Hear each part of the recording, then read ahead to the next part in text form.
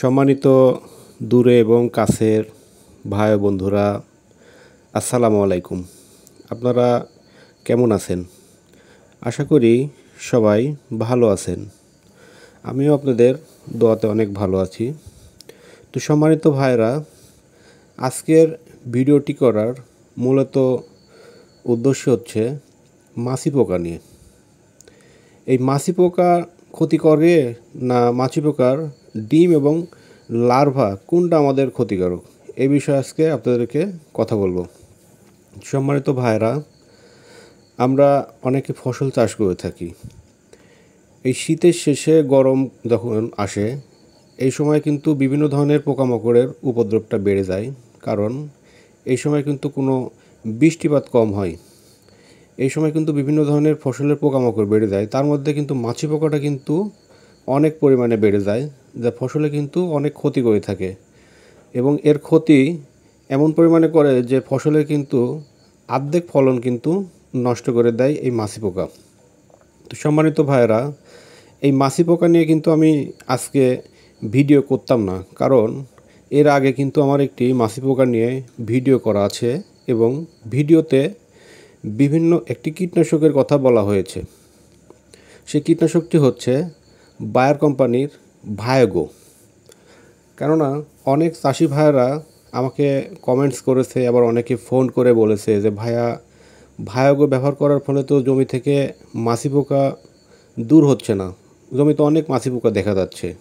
আবার অনেকে বলে যে ভায়োগো তো ফল ছিদ্রকারী মাছি পোকার কীটনাশক না, এটা হলো ধানের মাজরা পোকা দমনের কীটনাশক।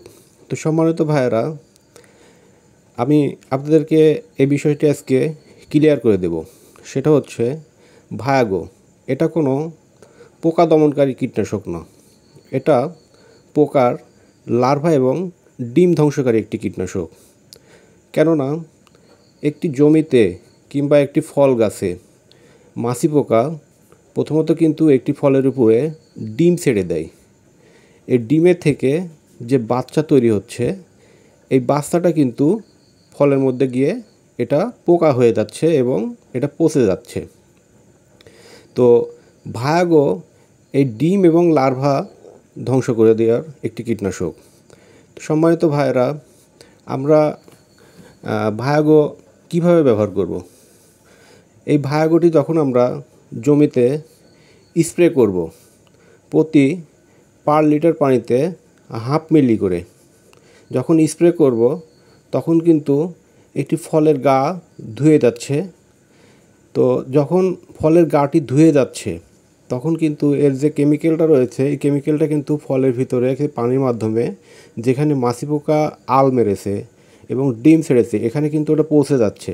পৌঁছে যাওয়ার ফলে সেখানে কিন্তু এই ডিম এবং লার্ভাগুলো কিন্তু ধ্বংস হয়ে যাচ্ছে।